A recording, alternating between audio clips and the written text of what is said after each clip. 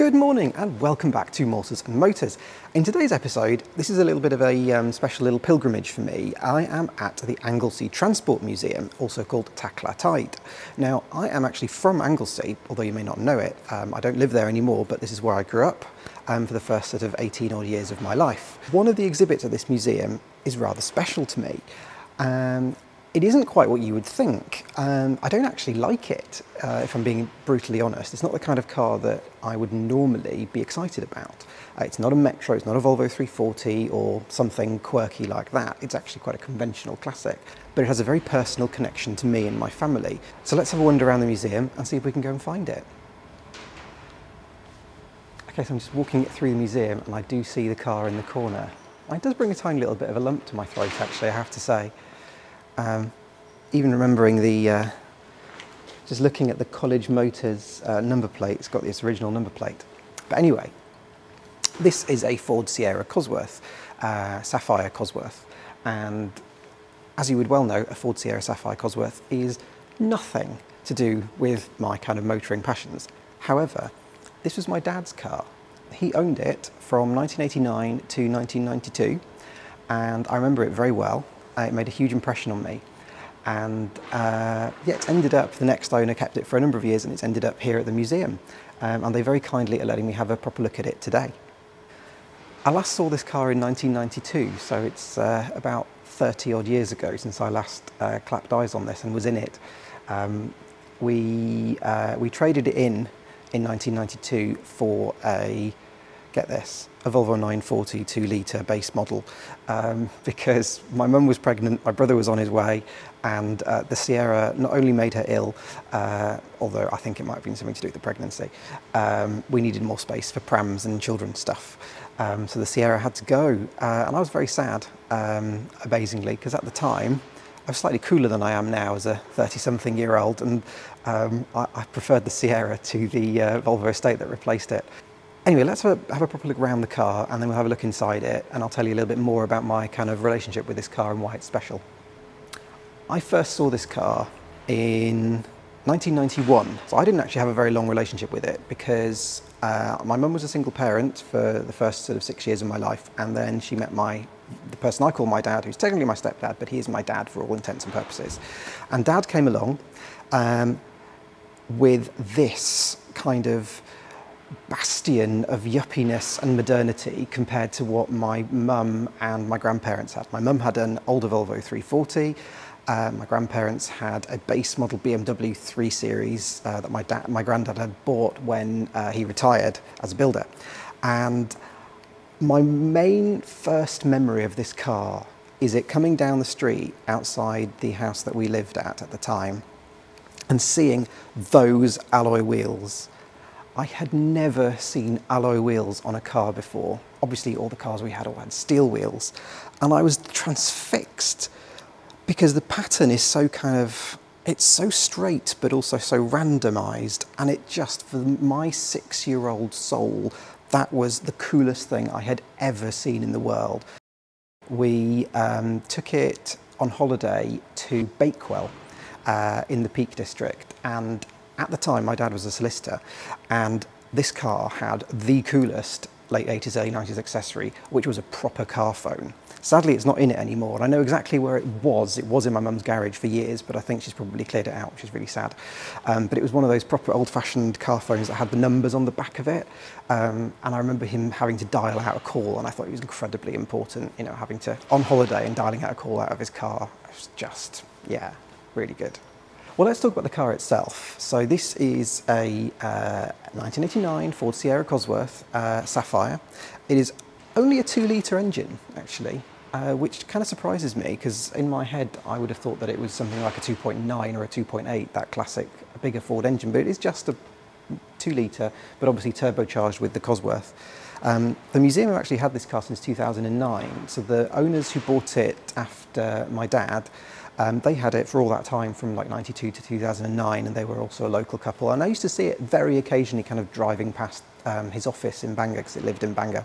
The Ford Sierra Cosworth in today's market perhaps doesn't have the best reputation. They're an odd car. They're very, very expensive, but I think the image of them, they have a little bit of a problem. They're a little bit of a kind of a boy racery car, even though they're 40 or 50,000 pounds. But back in 1989, when this was new, my dad was a bit of a yuppie. He loved, the higher end and everything. He had high-end CD players. He always wanted to be the first person to have a new technology. And he was a solicitor. And so this Sierra Cosworth fitted in perfectly with his image. It wasn't leery, it wasn't kind of overbearing at the time. It was just a kind of a cool car for someone in his mid-30s to own who was quite successful. And you kind of forget that sometimes, because I think a car's legacy changes over the years. And when you kind of dial back to the kind of people who would have bought these new, it's that kind of people like my dad. This is a slightly bittersweet day for me, or a bittersweet moment seeing this car, because Dad's not here with me to look at it, because he's still alive, but he, very sadly, when he was 60, about 8 years ago, he was diagnosed with early onset Alzheimer's. And for the last 8 years, his condition has deteriorated and deteriorated to the point that he can no longer essentially walk. He certainly can't communicate. He doesn't really understand anything that's going on. And just before Christmas, he moved into a residential home to look after him, because he was becoming sort of very difficult to look after at home. And I have to say that Alzheimer's has really torn our family apart in a lot of ways. Not in a kind of argumentative way or anything like that, but it's just shattered a lot of what my mum and dad's retirement plans, what they were going to do. When you become ill at the age of 60, everything that you've planned for the kind of latter third of your life is gone completely. The effect it has on us is profound, even now, and you might have seen that I raise money occasionally for Alzheimer's research and various bits and pieces I do with Jim, and that's why it means so much to me, because if other families could maybe avoid this hell that we've had to go through, that would be really rather wonderful.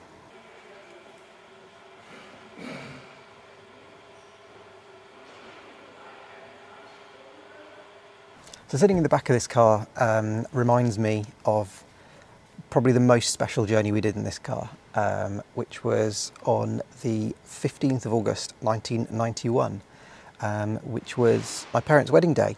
And this was our wedding car. It was a teeny tiny wedding. So Dad and Mum and me, we drove from Menai Bridge to Llangefni Register Office in this, and I would have sat in the back. We parked outside the Register Office, and that was a really momentous day for me. It kind of, it's when my family kind of became whole, it kind of got completed, and yeah, this car holds a really special place in my heart for that.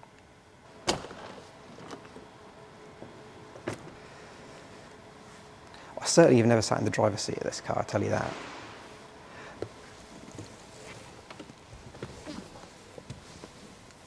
Oh wow, okay. Gosh, it's so small for what would have been a big car. Yeah. The dashboard is so much more angular than I remember Sierra dashboards being.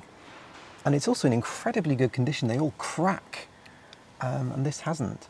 But luckily, I don't think this car has been messed around with too much, because obviously when Dad had it, it was pretty new, and the owners after it have really looked after it, and they haven't sort of cut massive holes in it to put huge speakers and sort of subwoofers and that kind of thing, which is the road a lot of Cosworths have gone down. When you see them, even for commanding quite a lot of money, they can be quite rough in parts, because they went through that phase in kind of the late 90s, early noughties, where they were a fast car for people who couldn't afford sort of a newer fast car, so they kind of layered them up in that kind of boy racer fashion. And that's why this car is such a survivor, because it found the right owners at the right time, and they went to the museum. So Jim's just asked me to open the sunroof, and I've looked up, and I just remembered this sunroof. I'd completely forgotten about it, but I remember this louvered pattern and the texture of that flocked cloth that's on it.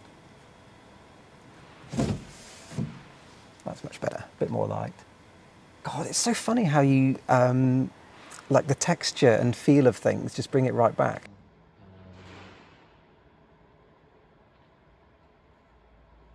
Anyway, on a little lighter note is, and why this car again has significance, is that Dad for years was always still kind of mentioning it. He'd always rib my mum about it, going, "Oh, you made me get rid of my Cosworth to buy that Volvo," and kind of never forgave her about it. It was always a little bit of a family joke. And he always remembered it. He always, it was kind of his last bastion of youth, I think, before kind of grown-up fatherhood came along. And for Christmas last year, I commissioned, in fact, a custom drawing by Russ Wallace of this very car. I had a couple of photos and we knew what it looked like. And when I handed it to Dad and he opened it on Christmas morning, he smiled and he kind of stroked it, and you could really see the recognition in his eyes. He couldn't tell us, but I knew he recognised it, and he always kind of adored this car. So there you go, that's my little bittersweet memory with this car. Well, that's it for this video. I hope you found it interesting, a little bit of an insight into me and my life. It's a bit of a personal one, this one, a bit different to usual. Thank you very much indeed for watching, I really appreciate it. If you like my videos, I would be very grateful if you would subscribe to my channel. It means a lot to me, and I will see you again in the next video driving something completely different.